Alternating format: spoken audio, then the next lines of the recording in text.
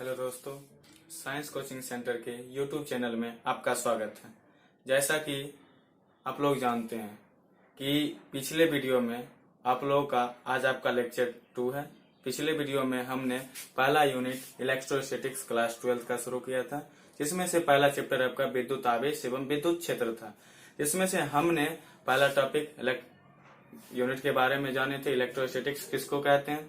उसके बाद दूसरा चैप्टर हमने टॉपिक पढ़ा था विद्युत आवेश किसको कहते हैं, कैसे उत्पन्न होता है या कितने प्रकार का होता है। इसके बाद हमने जाना था कि विद्युत आवेश के कुछ प्रॉपर्टीज, उसके गुण के बारे में जाने थे।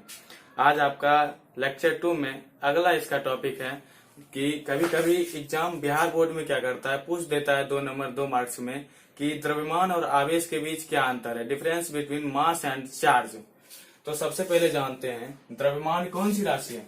द्रव्यमान मूल राशि है। अब मूल राशि किसको कहते हैं तो जानते हैं, मूल राशि 9th में पढ़े हैं, मूल राशि की संख्या 7 होती है। पहला यह द्रव्यमान मूल राशि है। तो आवेश कौन सी राशि होगी, आवेश व्युत्पन्न राशि होगी। किस पे डिपेंड करता है, विद्युत धारा एवं समय पर। उसके बाद दूसरा अंतर है द्रव्यमान का एसआई मात्रक किलोग्राम होता है, केजी होता है। द्रव्यमान का एसआई मात्रक किलोग्राम होता है। तो आवेश का एसआई मात्रक क्या होता है, कूलम्ब होता है। तीसरा है द्रव्यमान की विमा क्या होती है, एम होती है। तो आवेश की विमा क्या होती है, एटी होती है।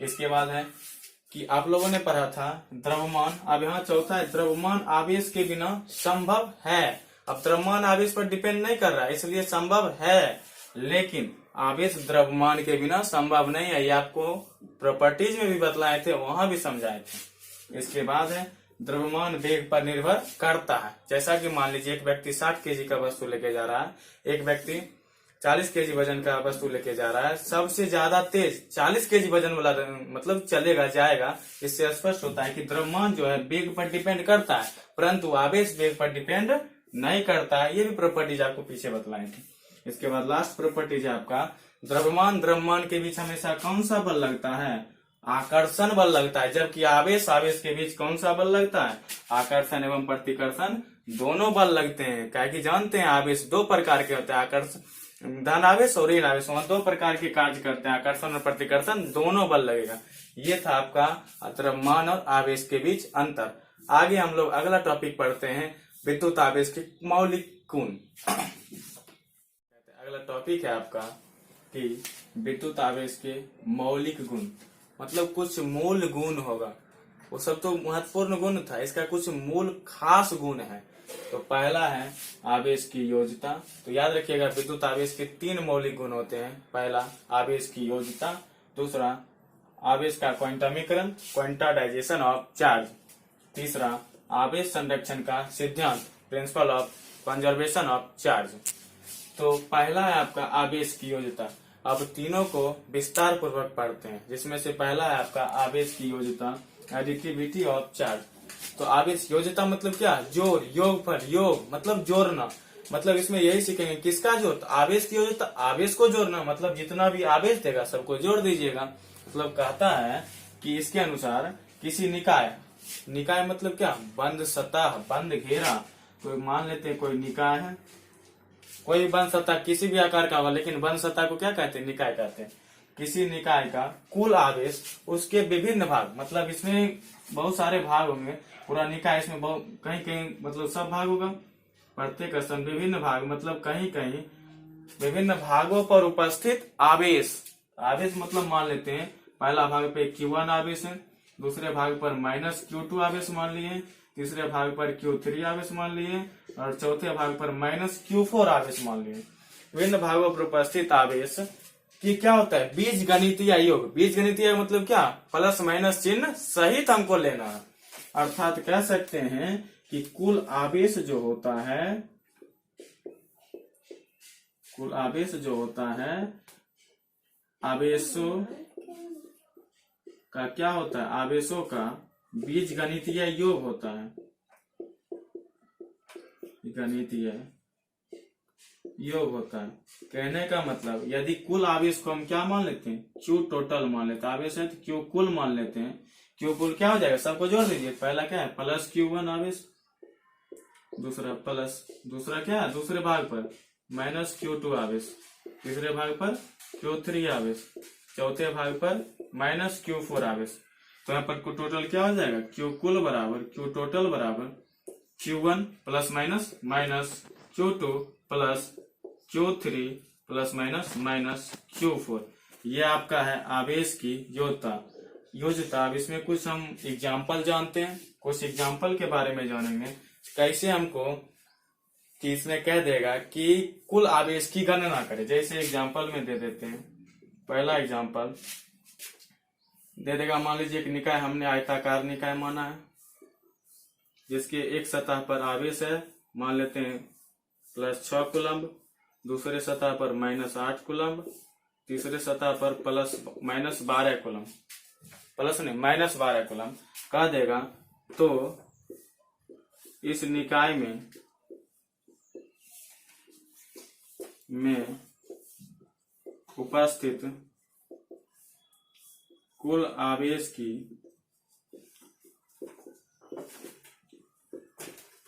गणना करें, कुल आवेश की गणना करें। तो जैसे कि कह देगा कुल आवेश की गणना करें, तो क्या हो जाता है, Q टोटल बराबर जितना भी आवेश है सबको चिन्ह के सहित जोड़ दीजिए। तो +6 कूलम्ब -8 -12, तो क्या हो जाएगा 6 12 8 20 -20 +6 -12 कितना -14 आवेश है, तो क्या हो जाएगा कूलम्ब। इस तरह का जितना भी क्वेश्चन होगा सब आप कुछ जोड़ करके निकाल सकते हैं। ये था आपका आवेश की योज्यता। इसके बाद नेक्स्ट टॉपिक पढ़ते हैं आवेश का क्वांटमीकरण। इसके बाद आपका दूसरा मौलिक गुण है आवेश की योज्यता, पहला था। दूसरा है आवेश का क्वांटमीकरण, क्वांटाइजेशन ऑफ चार्ज। तो क्वांटमीकरण क्या होता है, तो यहाँ समझते हैं इसमें क्या किया जाता है आवेश को। तो क्वांटमीकरण में है कि किसी आवेशित वस्तु पर, कोई भी वस्तु होगा जिसपे आवेश होना चाहिए, तो कहता है किसी आवेशित वस्तु पर उपस्थित कुल आवेश, कोई वस्तु होगा उसमें जो उपस्थित कुल कितना होगा आवेश, तो क्या होता है मूल आवेश का पूर्ण गुणज। पूर्ण गुणज कहने का मतलब कि मानते हैं कोई वस्तु ये है और इस पर कुल आवेश कितना है, कुल आवेश Q है, तो इसमें पूर्ण गुणज कहने का मतलब आवेश का पूर्ण गुणज। तो क्या हो जाएगा, जैसे मानते हैं +- ही, तो दूसरा क्या हो जाएगा, आवेश है तो Q मान लेते हैं। अगला क्या होगा गुणज, 2Q +- 3Q +- 4Q, इस तरह से कहां तक, n तक, इसका कोई सीमा नहीं है। तो +-NQ, जहाँ Q मेरा क्या आवेश, तो वही E हो जाता है। तो पूर्ण गुणज हो गया। तो क्या आता है, किसी आवेशित वस्तु पर उपस्थित कुल आवेश मूल आवेश का क्या होता है, पूर्ण गुणज होता है। मानते हैं कोई वस्तु है जिसपे कुल आवेश क्या मान लेते हैं, Q मान लेते हैं। इस वस्तु पर कुल आवेश टोटल चार्ज मान लेते हैं Q। तो क्या होता है, यदि किसी वस्तु पर किसी आवेशित वस्तु पर कुल आवेश Q हो, तो Q बराबर क्या हो जाएगा, NE, जहां N बराबर क्या होगी, प्राकृत संख्या, जहां N बराबर प्राकृत संख्या, E बराबर मूल आवेश। मूल आवेश किसको कहते हैं। अब यहाँ आ गया कि N बराबर प्राकृत संख्या, E बराबर मूल आवेश। आखिर मूल आवेश होता क्या है, समझेंगे तब न कि मूल आवेश क्या होता है, तब न समझेंगे कि मूल आवेश का पूर्ण गुणज होता है। तो इसके बाद समझते हैं मूल आवेश। इसी में तो मूल आवेश क्या कहते हैं, तो वैज्ञानिक मिल्टन ने दर्शाया था कि मूल आवेश क्या होता है, सबसे छोटा आवेश का सबसे छोटा मात्रा होता है। अर्थात कह सकते हैं कि इलेक्ट्रॉन के परिमाण के बराबर आवेश का सबसे छोटा मात्रा दिया गया है। तो कहता है मूल आवेश कि आवेश की सबसे न्यूनतम मतलब सबसे छोटी मात्रा को क्या कहते हैं, मूल आवेश कहते हैं।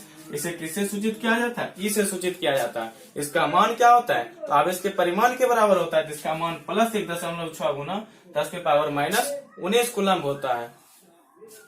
अब नोट में क्या है, नोट में एक पॉइंट है कि हमेशा याद रखिएगा, किसी दो वस्तुओं के बीच इलेक्ट्रॉन का आदान प्रदान मतलब क्या, स्थानांतरण कभी भी दशमलव में नहीं होता है। जब भी होगा पूरा का पूरा लेगा, या तो +2Q लेगा 3Q लेगा, कभी भी 1.5Q भाई 2.5Q कभी भी स्थानांतरण नहीं करेगा। ये था आपका आवेश का क्वांटमीकरण। इसमें कुछ न्यूमेरिकल क्वेश्चन देखते हैं। इसमें न्यूमेरिकल क्वेश्चन बहुत मात्रा में बनते हैं। आपसे अनुरोध होगा कि न्यूमेरिकल क्वेश्चन बुक में जहां मिले बनाइए। तो हम आपको पहला न्यूमेरिकल क्वेश्चन करवाते हैं। तो चलते हैं। आपका तीसरा मौलिक गुण है आवेश संरक्षण का सिद्धांत। तो अब यहाँ पे आवेश में अपने पढ़ा है आवेश संरक्षण सिद्धांत पढ़ रहे हैं। ठीक उसी प्रकार आपका भी देखे हमने द्रव्यमान संरक्षण का सिद्धांत, ऊर्जा संरक्षण का सिद्धांत। तो यहाँ हमको क्या पढ़ना, आवेश संरक्षण। संरक्षण मतलब क्या, ना ही निर्माण करेंगे ना ही नष्ट करेंगे, बल्कि एक वस्तु से दूसरे वस्तु में आदान प्रदान करेंगे, स्थानांतरण करेंगे। तो आवेश के बारे में पढ़े तो आवेश के बारे में जानेंगे। तो क्या कहता है, इस सिद्धांत के अनुसार विद्युत आवेश को ना ही उत्पन्न किया, मतलब निर्माण, किसी भी ट्रांजेक्शन के द्वारा ना ही निर्माण किया जा सकता है, ना ही नष्ट किया जा सकता है, ना ही इसे ध्वस्त किया, या क्या होता है, अजय अमर होता है, केवल एक वस्तु से दूसरे वस्तु में स्थानांतरित किया जाता है। तो मानते हैं किसी निकाय का कुल आवेश क्या हो जाएगा, जब ना ही वो निर्माण होगा ना ही नष्ट होगा, तो क्या होता है, जितना का मतलब जितना पहले था उतना बाद में भी है, क्या होता है, ना ही बढ़ता है ना घटता है, मतलब नियत या संरक्षित रहता है। किसी निकाय का कुल आवेश क्या होगा, नियत या कांस्टेंट रहेगा, संरक्षित रहेगा। तो हम मानते हैं, अब कैसे हम समझेंगे कि कोई भी रिएक्शन दे देगा, कैसे समझेंगे कि एग्जाम्पल में कि आवेश संरक्षण सिद्धांत का पालन करता है कि नहीं करता है। तो इसको हम जैसा कि देखते हैं आगे, हमने माना कि ए एवं बी कोई अभिकारक रिएक्टेंट अभिक्रिया करके क्या बनाता है, सी एवं डी का निर्माण करता है, सी एवं डी नए पदार्थ बनाता है। तो आवेश के क्वांटमीकरण से या आवेश संरक्षण के सिद्धांत से, आवेश संरक्षण के सिद्धांत से चलते हैं, के सिद्धांत से क्या आ जाएगा, पदार्थ ए का आवेश प्लस पदार्थ बी का आवेश क्या होगा, दोनों बराबर होगा, इक्वल होगा, क्या कांस्टेंट रहता है इधर और उधर, क्या हो जाएगा, पदार्थ सी का आवेश प्लस पदार्थ डी का आवेश। मतलब आप कह सकते हैं इसी को दूसरे भाषा में, इधर क्या, अभिक्रिया के पहले का कुल आवेश बराबर होता है अभिक्रिया के बाद की कुल आवेश के। ठीक उसी प्रकार हमने यहाँ लिखा है कि अभिक्रिया के पहले का कुल आवेश क्या होता है, बराबर होता है अभिक्रिया के बाद के कुल आवेश के। अब इसमें क्या करते हैं, कुछ एग्जाम्पल के बारे में जानते हैं कि कैसे कोई भी एग्जाम्पल समझेंगे कि यह आवेश संरक्षण सिद्धांत का पालन करता है या नहीं। तो चलते हैं आवेश संरक्षण के सिद्धांत में कुछ एग्जाम्पल के साथ। जैसा कि पहला एग्जाम्पल हमने लिया है कि कोई भी मान लीजिए कंपाउंड है NaCl, अब ये रिएक्ट करेगा, रिएक्शन करेगा तो क्या बनाएगा, Na प्लस Cl माइनस। अब कहेगा बताइए कि यह जो अभिक्रिया है आवेश संरक्षण सिद्धांत का पालन करता है या नहीं। तो आवेश संरक्षण सिद्धांत का पालन करने के लिए जांच करते हैं। तो आपको जांच करने का बस एक ही तरीका मालूम करना चाहिए कि रिएक्शन से पहले, मतलब अभिक्रिया से पहले कुल कितना आवेश है, बराबर होना चाहिए अभिक्रिया के बाद के आवेश के। तो मानते हैं, चूंकि देखते हैं कितना क्या करता है कि नहीं करता है अभिक्रिया के पहले कुल आवेश। तो अभिक्रिया के पहले कुल आवेश कितना है, तो देखिए अभिक्रिया के पहले NaCl है, क्या आवेशित है, आवेश मतलब क्या, प्लस माइनस चिन्ह, क्या आवेशित है, नहीं है, मतलब कुल आवेश आवेशित नहीं है तो कुल आवेश कितना, 0। अब अभिक्रिया के बाद का कुल आवेश देखते हैं, अभिक्रिया के बाद कुल आवेश।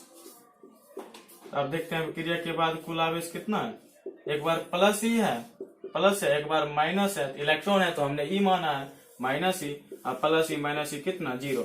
देखिए क्या अभिक्रिया से पहले भी आवेश कितना है, कुल आवेश 0, अभिक्रिया के बाद भी कुल आवेश 0 है, मतलब आपस में क्या है, बराबर है। तो कह सकते हैं अतः यह आवेश संरक्षण सिद्धांत का पालन करता है, यह आवेश संरक्षण सिद्धांत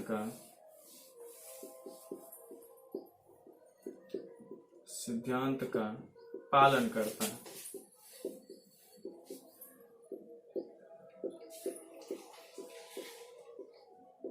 ये था आपका आवेश संरक्षण सिद्धांत से संबंधित। जब भी इस तरह का जब भी रिएक्शन दे तो आपको क्या समझना है, बस इसी तरह ज्ञात करना अभिक्रिया से पहले कुल आवेश कितना होगा, अभिक्रिया के बाद कुल आवेश कितना होगा, उसके बाद दोनों सेम रहेगा तो आवेश संरक्षण सिद्धांत का पालन करेगा, दोनों सेम नहीं रहेगा तो आवेश संरक्षण सिद्धांत का पालन नहीं करेगा। आई होप कि ये वीडियो आपको अच्छी लगी होगी।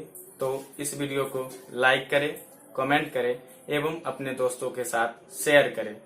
यदि आप इस चैनल पर नए हो तो इस चैनल को सब्सक्राइब करें, साथ ही बेल आइकन को दबाएं ताकि जब भी अगला वीडियो जारी हो तो नोटिफिकेशन सबसे पहले आपको प्राप्त हो। यदि आपको इस टॉपिक से संबंधित या अदर टॉपिक से संबंधित कोई भी प्रॉब्लम हो तो आप कमेंट में जरूर लिखें, ताकि हम उस कमेंट को, ताकि उस जो भी कमेंट में आपका होगा वीडियो के माध्यम से यहाँ प्रदर्शित करने की कोशिश करेंगे, प्रॉब्लम को दूर करने का कोशिश करेंगे। चलते हैं, धन्यवाद। तो अगला लेक्चर आपको अगले दिन दिया जाए।